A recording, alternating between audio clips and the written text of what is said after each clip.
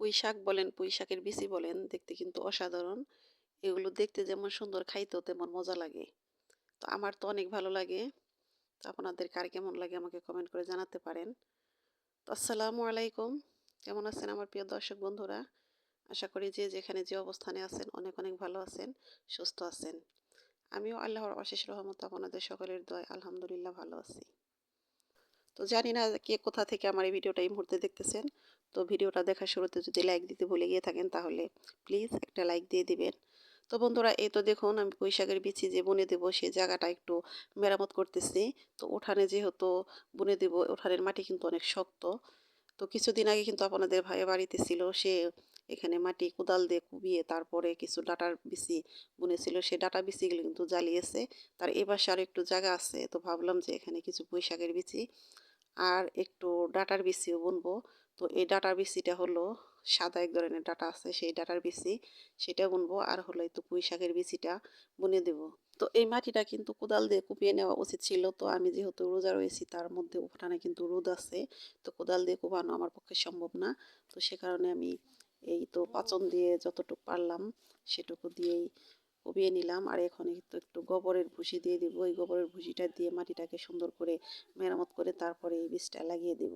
সবজি গাছ লাগানোর আগে এই গোবর মাটি দিয়ে সুন্দর করে মাটিটা মেরামত করলে সবজি লাগালে কিন্তু সবজির ফলনটা অনেক ভালো হয়। তো আমি অন্যান্য কোনো সার কিন্তু ব্যবহার করি না কোনো সবজি গাছেই। তো সব সময় এই গোবরের ভুসিটা এটাই ব্যবহার করি। তাতে কিন্তু গাছটা অনেক সুন্দর হয়, গাছের ফলনও অনেক সুন্দর হয়। তো আমার বাড়িতে যে সমস্ত গাছ আছে সমস্ত গাছের গুঁড়ে কিন্তু আমি এই গোবর সারটাই ব্যবহার করি। তো বাড়ির উঠানে এরকম একটু জায়গার মধ্যে যদি কিনে নিজ হাতে সবজি বনে খাওয়া যায় তাহলে কিন্তু মন্দ না। আর যেহেতু আমরা মধ্যবিত্ত ফ্যামিলির মানুষ, সেজন্য দেখা যায় যে আমাদের উঠানে যদি সবজি থাকে তাহলে কিন্তু আমাদের টাকা খরচ করে আর কোনো সবজি কিনতে হয় না। একদিকে টাকাটাও বেঁচে গেল, অন্যদিকে কিন্তু নিজ হাতে লাগানো সবজি খাওয়ার মজাটাই আলাদা। তো আমি কিন্তু সবজিটা অনেক কম কিনি। আমার সবজিটা কেনা অনেক কম হয়, কারণ আমার উঠানে মোটামুটি যে সবজিগুলো আছে এগুলোই দিয়ে কিন্তু আমার মাশাআল্লাহ আমার সংসারটা চলে যায়। আর উঠানে সবজি বলেন, বাড়িতে যে কোনো গাছগাছালি বলেন, এগুলো বুনতে কিন্তু আমার অনেক ভালো লাগে। এই যে এত যত্ন করে গাছটা বুনতেছি, আমার কিন্তু খুব ভালো লাগতেছে, কোনো পেরেশানি মনে হইতেছে না। আর যখন সবজিগুলো খাবো তখন তো আরো ভালো লাগবে। তো বন্ধুরা, আজকে অনেক দিন পর কিন্তু আমি রান্নাঘরের ভিতরে যে রান্নাটা করব সেটাই শেয়ার করব আপনাদের সাথে। তো রান্নাঘরটা একদম অগোছালো ছিল, সেটা একটু গুছিয়ে নিলাম।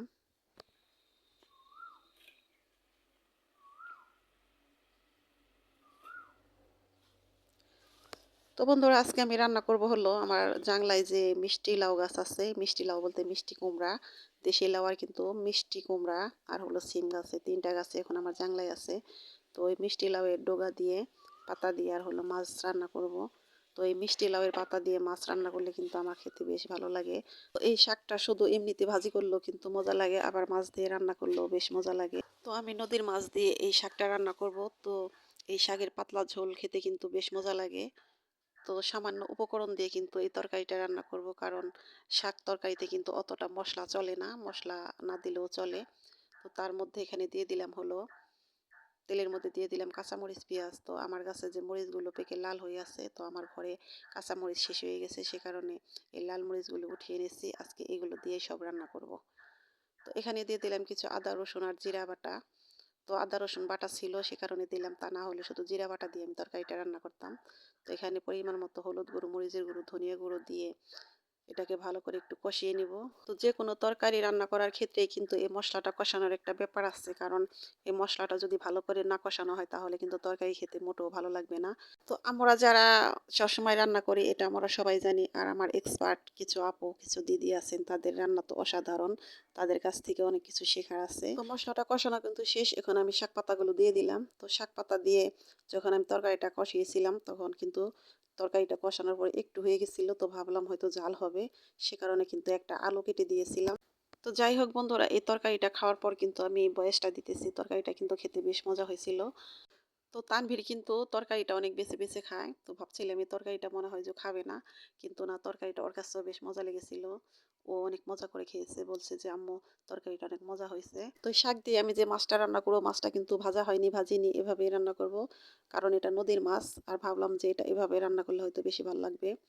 যদি পুকুরের মাছ হতো তাহলে কিন্তু এটা ভেজে তারপরে রান্না করতাম। আর আমি কিন্তু এই একটি তরকারি রান্না করব, কারণ আমার ঘরের ভিতরে তরকারি রয়ে গেছে, কিছু মাংস রয়েছে, করলা ভাজি রয়েছে। সে কারণে আর কোনো তরকারি রান্না করব না, কারণ রমজানে কিন্তু তরকারি অতটা খাওয়া হয় না। এখন আমি কিছু ইফতারি বানাবো, তো ইফতারিতে বানাবো হলো বেগুনি, আলুর চপ, কিছু বড়া আর হলো বুট ভুনা করব। তো এই ইফতারি বানানোর জন্য যে বেসনটা সেটা কিন্তু আমি বাড়িতে নিজ হাতেই করেছি। তো এই বেসনের মধ্যে কিন্তু আমি কোনো বেকিং পাউডার ব্যবহার করি না, এমনিতেই কিন্তু আমার এই বেগুনি বলেন আলুর চপ বলেন এগুলো কিন্তু একদম ফুলকো ফুলকো হয়। এই তো দেখুন কি সুন্দর ফুলকো ফুলকো হয়েছে, খেতেও কিন্তু বেশ মজা লাগে। তো এই বেসনের গোলাটা গোলানোর সময় কিন্তু আমি এর মধ্যে শুধু হলুদের গুঁড়ো, মরিচের গুঁড়ো আর হলো ধনিয়া গুঁড়ো, তার মধ্যে গরম মশলার জিরার গুঁড়োটা যে করে রেখেছিলাম সেটা দিয়ে দিই, তাতেই কিন্তু খেতে বেশ মজা লাগে, মন্দ লাগে না। তো অনেকেই অনেক কিছু দেয় দেখি, ম্যাজিক মশলা, তারপরে মাংসের মশলা এগুলো দেয়, এগুলো দিলেও হয়তো মজা লাগে, কিন্তু আমি ওগুলো দিই না। আমি শুধু নিজ হাতে যে বানিয়ে রেখেছি গরম মশলার গুঁড়ো আর জিরার গুঁড়ো সেগুলো একটু দিয়ে দিই। এই তো দেখুন কত সুন্দর হয়েছে আমার বেগুনগুলো। তো এভাবে আস্তে আস্তে করে আমি সব ইফতারিগুলো বানিয়ে নেব। তো জানি না কোন কোন বন্ধুরা এখন আমার সাথে আছেন, আমার ভিডিওটা দেখতেছেন, এ পর্যন্ত চলে এসেছেন। তো বন্ধুরা ভিডিওটা দেখতে দেখতে যদি লাইক দিতে ভুলে গিয়ে থাকেন তাহলে প্লিজ আবার মনে করিয়ে দিলাম, একটা লাইক দিয়ে দিবেন। আপনাদের একটা লাইক কিন্তু আমার কাছে অনেক অনেক মূল্যবান। আর বন্ধুরা অনেক ছোট্ট ছোট ভিডিও দেওয়ার চেষ্টা করতেছি, তো অবশ্যই ভিডিওটা ফুল ওয়াচ করার চেষ্টা করবেন। তো বন্ধুরা নিয়ম মেনে যদি ভিডিও না দেখেন তাহলে কিন্তু আমার চ্যানেলের অনেক ক্ষতি হয়ে যাবে, এমনিতে ওয়াচ টাইমের অবস্থা খুবই খারাপ। আমি কিন্তু সব নিয়ম মেনে আপনাদের ভিডিওগুলো দেখি। তো অনেক অনেক অনুরোধ করে বলতেছি, প্লিজ বন্ধুরা নিয়ম ভঙ্গ করবেন না, নিয়ম ভঙ্গ করলে কিন্তু আপনাদের ক্ষতি আমারও ক্ষতি। তো আমরা জেনে শুনে কেউ ভুল করব না ইনশাল্লাহ। তো বেগুনি, আলুর চপ, বড়া এগুলো ভাজা কিন্তু শেষ হয়ে গেছে, এখন আমি বুটটা ভুনা করব। তো আমি এই বুট ভুনার মধ্যে কিন্তু শুকনো মরিচের গুঁড়াটা ব্যবহার করি না, শুধু কাঁচামরিচ, পেঁয়াজ, হলুদের গুঁড়ো, মরিচের গুঁড়ো, ধনিয়া গুঁড়ো দিয়ে ভালো করে কষিয়ে আদা রসুন পেস্ট দিয়েছি। এবার আমি এই বুটগুলো দিয়ে একটু ভালো করে কষিয়ে নিব, যেহেতু এটা ফ্রোজেন করা ছিল। এর মধ্যে কিন্তু একটু পানিও দিয়ে দিব, কষানোর পরে একটু পানি দিয়ে তারপরে এটাকে রান্না করব। তো একটা টমেটো কিন্তু কেটে দিয়েছি। তো নামানোর আগ মুহূর্তে দিয়ে দিব হলো গরম মশলা আর জিরার যে গুঁড়োটা আছে সেটা দিয়ে দিব, আর হলো বিলাতি ধনিয়া পাতা আছে সেটা দিয়ে আমি এটাকে নামিয়ে ফেলবো, কারণ আমার ঘরে এমনিতে ধনিয়া পাতা নেই, ওটাই দিলাম। তো এই তো দেখুন বুট ভুনাটা কত সুন্দর হয়েছে, অল্প মশলায় অল্প উপকরণ দিয়ে কিন্তু এই বুট ভুনা খেতে বেশ মজা লাগে। তো এখন রান্না করব হলো একটু সেমাই, লাচ্চা সেমাই। তো এই সেমাইটা তানভীরের অনেক পছন্দ। তো 2 লিটার দুধ আমি আগে জাল করে রেখেছিলাম। তো সেমাই বলেন পায়েস বলেন আমি কিন্তু দুধটা আগে জাল করে চুলার মধ্যে রাখি সিদ্ধ হওয়ার জন্য, তারপরে রান্না করে খেতে আমার কাছে বেশি ভালো লাগে। তো এই সেমাই রান্না থেকে আমি আজকে বিদায় নেব। তো আমার ভিডিওতে কথাতে হয়তো অনেক ভুল আছে, সে ভুলগুলো প্লিজ ক্ষমা সুন্দর দৃষ্টিতে দেখবেন। আপনারা সবাই ভালো থাকবেন। আল্লাহ হাফিজ, আসসালামু আলাইকুম।